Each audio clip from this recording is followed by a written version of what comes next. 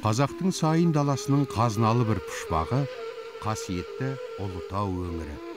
Ежелден ақ төл халқымыздың ата қонысы, құт мекені атанған осынау ұлан-ғайыр атырап, Керей мен Жәнібек ту тіккен, 300-дің басын қосқан, Кенесары ханның ордасына айналған қазақтың ескі жұрты ата қазығы.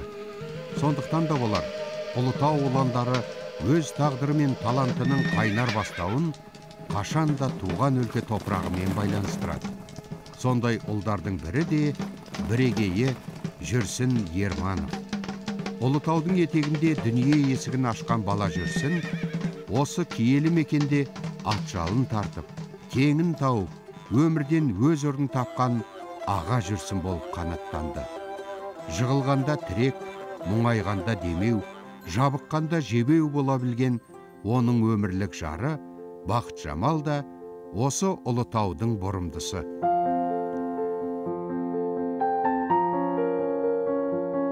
Әкеден 6,5-7 жасымда қалған жесірген бірдің баласы болдым, алса ауылды өстім. Қорғап, артыңнан итеріп, алдынан сүйреп отқанда бірінде ешкім жоқ, өзің бөңмен келе атсың ғой. Бірақ біз қол ұстасқан уақыттардан бері барлық менің арқа сүйер тірегім осы Бақытжамал. Сөзбенен сомдап таза сымбатын, жүрекке мәңгі жазасың атын. Ақылман әйел, ақынның бағы, ақынның соры, мазасыз қатын. Желіксе ақын жері көтерер, желікпен жырдың жерігі өтелер. Тәңірім барлық ақынға сондай, айнымас жарды серік ете көр дейді ақын, ақынның жары өлеңінде. Сонау 1966 жылдың күзінде алғаш көріп, жүрегінің кілтін ұсынған Бақытжамал осы бір өлеңдегі ақынның өзі жырлап, сұлу сөзбен сомдаған нағыз ақын жары. Егер олай болмаса, аға Жүрсіннің ұлы махабатты арқа өткен әр шумағының түп негізі де жары Бақытжамалға арналар меді. Бәлкім менің сүйгенім жалғыз ару. Бәлкім маған талай қыз болды зару. Менің мәңгі сүйгенім жалғыз ару. Петрарканың Лаурасын жырлағандай, Жұматайдың Ләйласын жырлағандай, менің махаббат жырларының бәрінің басты кейіпкері өзімнің сүйген жарым. Бұл поэзияда басқаша көріністермен көріп, бірақ негізгі ақиқат сезім, бірақ адам барлығын сезімдер. Сен бір күн жазып атқан жоқсың ғой. Бүкіл өміріңде неше түрлі бір әсерлерден жазасың. Бірақ ол ар жағында бір асыл жар, сүйген жар тұратынына еш күмәнданбау керек. Жастықтың қызығын бірге кешкен, шығарма шырайлы күнделестен, жылуын сезініп махаббаттан, бір асып келеміз мінбелестен. Аяулы жүрегімсің, сен менің шынарымсың, сен менің тағдырыма балаған сыңарымсың. Өмірінің мәні, әулетінің ұйытқысы, ән жырының музасы болған Бақытжамалын кездестірген тағдырына ақын Жүрсін риза. Шынында да, өрімдей жастардың ойламаған жерден кездесіп, екеуінің жолының қайта-қайта бір арнаға тоғыса беруі тағдырдың ісі емей немене. Жарты ғасыр бір шаңырақтың астында ғұмыр кешіп келе жатқан қос ғашықтың бүгінгі берекелі өмірі Жүрсін мен Бақытжамалдың бір-біріне деген риясыз сезімдерінің дәлелі десек, қателесе қоймаспыз. Жездінің педагогикалық оқу орнында білім алып жүрген Бақытжамал, сонау 66-ның қоңыр күзінің суық күнінде өзіне тағдырдың ғұмырлық сый әзірлеп қойғанынан бейхабар еді. Жезде жаңа оқумен барып жатқан, қашан өзі демалыс болады деп жүргенде, 6 ноябрь жұрты айтса, самолет болмайды, ұшпайды, кішкентай самолет қой, кукурузник дейді ғой. Болмайды десе де болмай, қырдан асып, қайда алыста жалғыз өзім барсам, жалғыз итімбенен қаздары жүр жаңағы менің үй жабық, менен басқа ешкім жоқ, қырдан асып бұлай өзі бір солай жүресіз Жезді ауданының несінде сондай төбешікте. Барсам ешкім жоқ, ол үйде есігін жауып кетіпті. Сосын естен қайтып келатырмын, жалғыз өзім жылап үйге келдім де шешем сіңілісі енді мен аяп айттым ғой, саған не болды деп, ол да жылағысы келіп маған нетіп жатыр. Сосын мен жылап неге диванға барып жатып ұйықтап қалыппын. Жездем кіріп келіп, ала көлеңкеде светті жағым, неғып жатсың, тұр деп. Сөйтсем, апам жаңағыдай түсіндіріп айтқан ғой, шешем сіңілісі.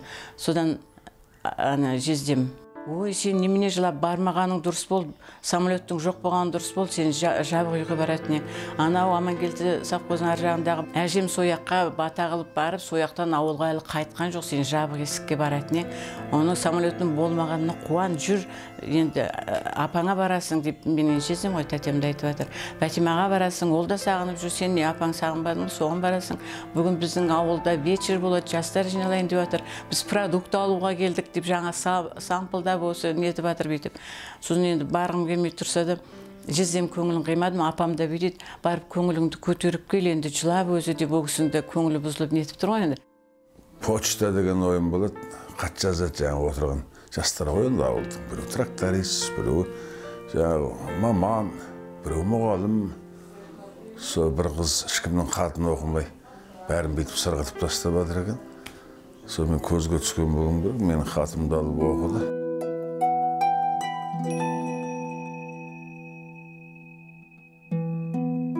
Сөйтіп бұғжан бастап бер басымды көтерсем, анау мен мынандай жерде отырмын ғой, мына ана бұрышта, қазір қарасаң.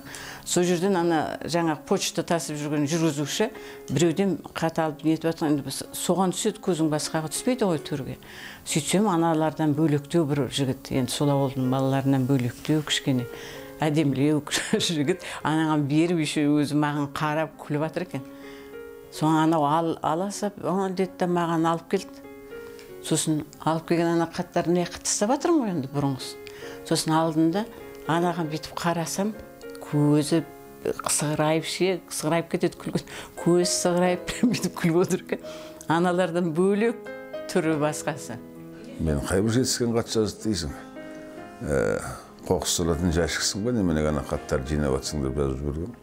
Енді мен ол көрінгеннің, керегі жоқ көрінгеннің хатын оқып отыратын уақытым жоқ деген. Бірдеме дедім, сондай өртіне деп. Бере салмышын бүйтіп бүктіп, апарып бердім. Бәрі таңға отыр, енді күні бойы ешкімді кінәламаған ғой, танымаймын. Просто енді аналардан бөлек тұр. Ойладым, Алматыдан бір жерден оқудан келген балама деп, біреудің туысқаныма деп. Сосын кейін тағы бір хат бердім, қош дедім, оны былай тастай салдым да. Біраз енді жүріп нетті отырды, шығып кеткім келіп тұр. Ана жерде кемпірлер отыр есіктің босағасында, ыңғайсыз. Содан бір уақытта біреу шықты ма, біреу кірді ма, бірдеңе болды. Ана үлкен кісілер, кемпірлер кішкене арасын ашқан сияқты болды, қарасам. Өзім сол жақта отырмын ана жағында, андай жер. Сосын түрегелдім, шығып алып, жүгіріп үйге келдім. Бір көргеннен қашып болды деп айтуға болады. Осыған сенбейтін адамдар болу керек. Әдемі ауылдың қызы, мінезі, қылығы, ол кісінің енді қазір үлкейіп қалды ғой. Көзі ерекше болатын. Жаққан шамдай дейді ғой қазақтың әндерінде. Мен сияқты балам жаңа темімдіп өсіп кеткен бала, және мен өз анау ар жағында, қарауымда, алыс ауылда өскем, 8 жылдық мектепте көп бала да жоқ. 60-70 бала оқыған шығармыз. Андай сұлу қызды көрмеген. Сол бірден аузымды ашып, соның соңынан жүріп кеткен болуым керек. Тағдырдың бұйрығы болар. Бақытжамал топ жігіттің ішінен ақын жігіттің ғана хатын оқыды. Ал жүрсін, болашақ жарын бір көргеннен ұнатып, тек оған ғана хат жазды. Нағыз қазақ қызына сай тәрбиемен Бақытжамал артық ауыз сөз айтпастан екеуін табыстырған кештен кетіп қалып, сезімін білдіруге жігітке мүмкіндік бермейді. Жүрегіне махаббаттың шоғы түскен жүрсін болса, қалайда ботагөз қарындаспен тілдесудің жолын іздейді. Бірақ ол асыққанмен тағдыр асықпады. Елікте ерке қыз қанша қарсыласса да, маңдайына жазылғаннан асып кете алмады. Екі жастың жолы қайта-қайта бір арнаға тоғыса берді.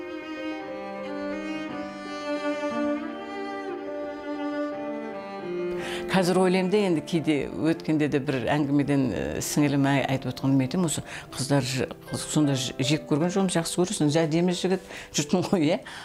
Бірақ өзімше вообще мен осы балаларға сондай болдым, енді өзі жүрсін көрді ғой, естіді. Білмеймін әйтеуір, жігіттер әпәдем, жігіттер нетсе жыным ұстап кетеді, соны қашып жүремін солай, иә. Бір сондай нем болған жоқ. Сонда әкелерде өз жездем уәде берген, ой, ертең сен экспедитордың күшті бастығының машинасын мен әкелем деп алып кеткен ғой. Бір уақытта жаңағы барлық ауылдың каникулға барған управляющийдің қызы бәрі жүрсін бер. Бағана машинаға трактор бар ғой, Беларусь трактор, артында прицеп. Ол уақытта сонда шөпнеткен ғой. Сосын мен айтам, жыларман болып кеттім, мінбеймін, мен бармаймын, сабақтан шығып қалсам да сен жауап бересің, бармаймын деп отырмын, жылап шай ішіп. Сосын барды ғой, отырмын демей жерге қарап. Жыным келіп отыр, дырылдап, Беларусь трактордың артында прицепше, сонымен бардық. Байсалды қыз ыңғай танытпаса да, тағдырдың өзі сері жігіттің жолының даңғыл болуына мырзалық танытты. Жүрсін болса, сәті түсіп тұрған кезді бос жібермеуге тырысып бақты. Бақытжамал алыстатқан сайын жүрсін жақындай берді. Жарасымды жұпты жарастырып жіберуге бойжеткен мен бозбаланың жақындары да ынталы болды. Келе атсам, сәлеметсіз селкет алып жүрсін артынан, иә. Сосын сәлемет. Сосын қайда барсың? Бір шаруамен кетіп берді. Бүгін бір жақсы фильм бар екен, бармайсыз ба дейді. Мен соған бара жатырмын ғой. Сосын рахмет, жүрсін, мен бір шаруамен кетіп бара жатырмын деп, соны орта жолда бір жаққа бұрылып, парктың ар жағына бұрылып кетіп, қаңғып үйді айналып, барлық нені көшені айналып үйге әрең жеттім. Туған күніне шақыртып құрсын, енді содан кейін таза ұстай алмағасын. Сосын жарайды дедім, келіп шақырт, жарайды деп. Сосын бізде бір әпкелері болады, менімен бірге оқыған Майра деген. Бір сабақтан шығып барсам, Майра тұр маған дейді. Мен сені күтіп тұрмын дейді, өзі бір сыздап сөйледім. Бет үлкен кісі ұқсап былай маған. Неге деймін, екеуміздің үйіміз екі жақта ғой, неғып күтіп тұрсың десем. Жүрсіннің туған күніне подарка аламыз деп сөйлейді. Білдім мен, сосын тапсырып кеткен, жарайды деп сөйттім. Екеуміз бар, үшін подаркымызды алдық. Содан кейін жүрсін кішкене ет үйреніп алды ғой, келеді, нетеді, жарайды деп киносына бара салам. Барам ғой енді. Мен жақсы жігіт, әдемі жігіт. Не, сол жердегі, былай сол жердегі жігіттердің бәрінің енді тәуірі, күштісі, не бір жігіттері бар еді, бірақ сыпайы бөлек енді. Бұны көрген қыздың бәрі ғашық болып атқан шығар енді, өліп. Мен өзім жақсы көріп тұрмын ғой, әйтпесе бармаймын мен оны енді. Егерде соған көңілім вообще басқаша бір нетпесем, онымен сөйлеспеймін де. Өзім сондай болып өскен, мен қазір кейде айтам ғой енді. Қолың қалай жетті беді. Апта сайын, ай сайын жаңағы арнаған өлеңдерім газетке шығып жатады. Сөйтіп, осылай басталған енді. Қазір бәрі ертегі сияқты. Мен 20 шақты поэтикалық кітаптарым бар. Соның ішінде Бақытжамалға, Шарма деген неше өлеңдерім бар. Жырлаумен келе жатырмын. Неге үйіне асығады бұл кісі деп біреулер келетіндей білгісі. Мен үйіме асығатын себебім менің жарым асыл жардың үлгісі. Оның көзі көз біткеннің мұңдысы. Өңменімнен қадылады кейгейді секілденіп қос ауыздың оңғысы. Мен секілді баласының тұңғышы, келеді оның кейде мен ұрғысы. Анамдай бабаймалай бетімді басқа түгіл, оның жұмсақ сүлгісі деп келетін өлеңім бар. Соның аяғында меніменен келер өмір сүргісі, жер бетінде бар болған соң бір кісі, асығамын үйіме болмайын деп сағындырған жылқысы деп соңғы өлеңім бар. Асыл Ажар деген кітабымда жарияланған. Жырлаумен келе жатырмын. Әкеден жастайынан жетім қалған Қаршадай жүрсінді өмір ерте есейтті. Бала болып ойын қумады, жігіт болып сауық іздемеді. Тез ер жетіп, ел үшін еңбек етуге ерте кірісті. Үйлену туралы да шешімді тез қабылдады. Өмірден алған тәжірибесі оны осындай 10 қадамға итермеледі. Бар жоғы 17 жаста Жүрсін Ерман отағасы атанды. Ал оңайлықпен қасына жан жуытпай жүрген Бақытжамал еш қарсылықсыз жүрсіннің ұсынған қолын кері қайтармады. Тағы да тағдырдың жазуымен Бақытжамал болашақ жарының үйіне қонақ болып барып, сол үйдің келіні болып қалып қояды.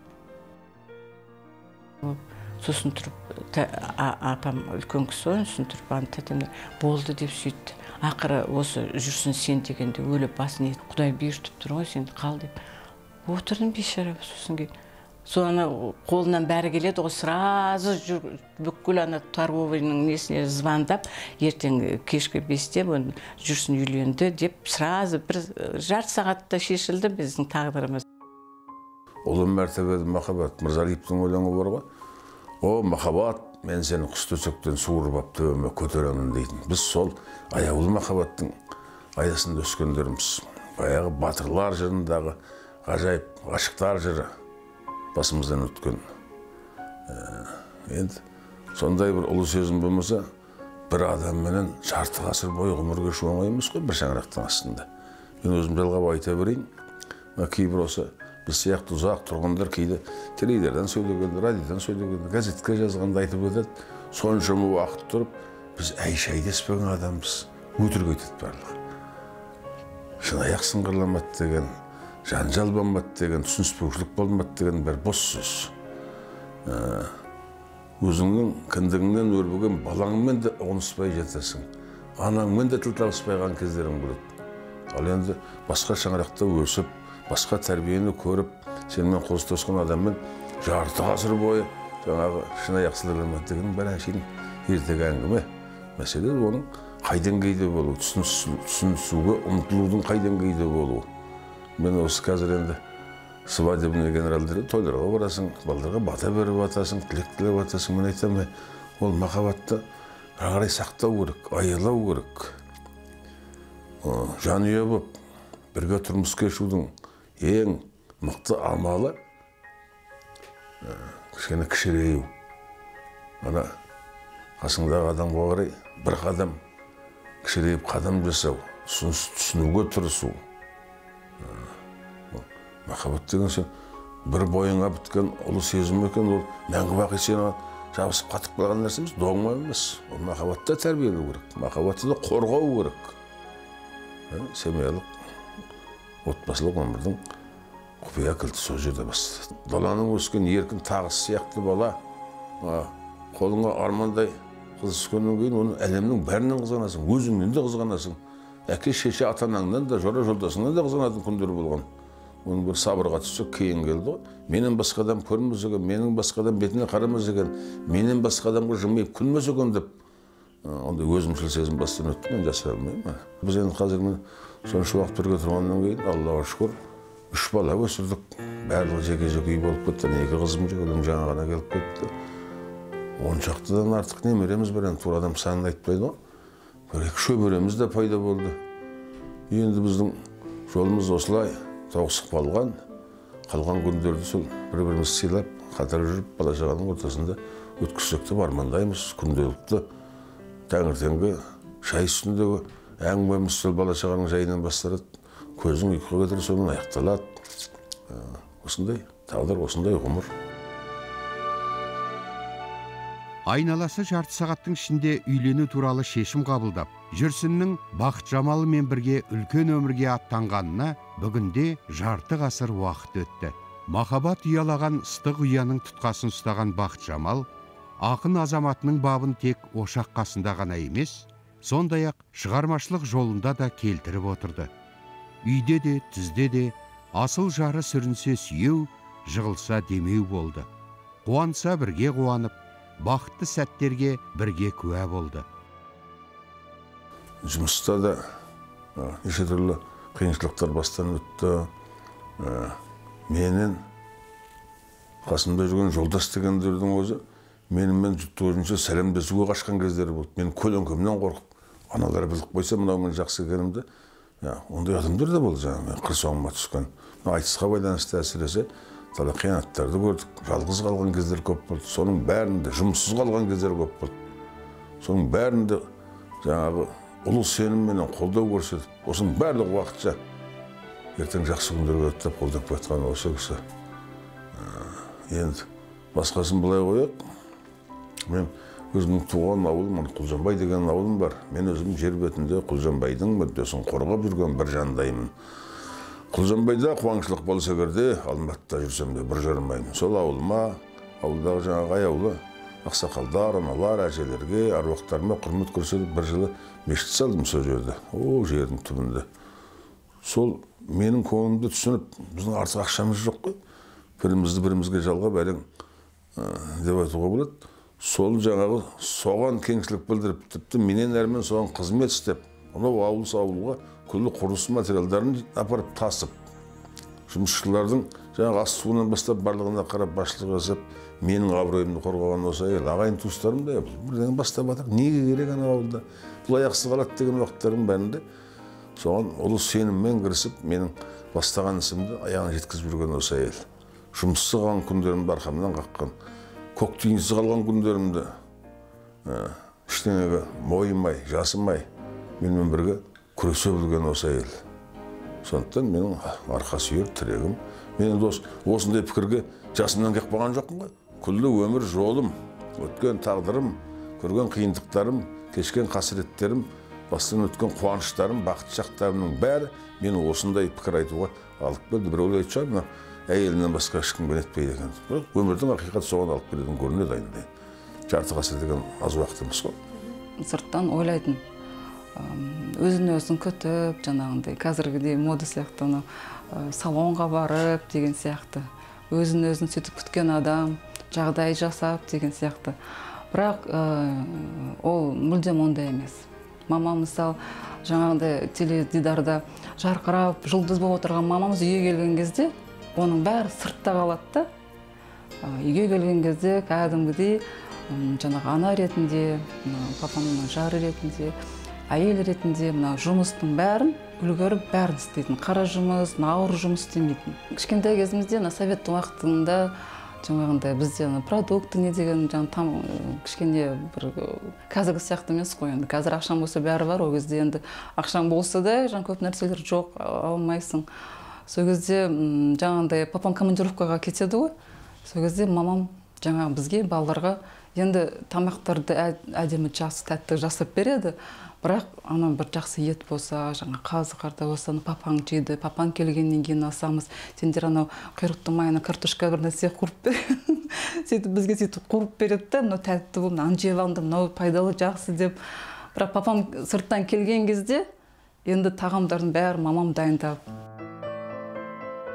Сонау Ұлытау баурайында бастау алған мөлдір махаббат дастаны ескірмейтін мәңгілік махаббатқа айналғалы қашан.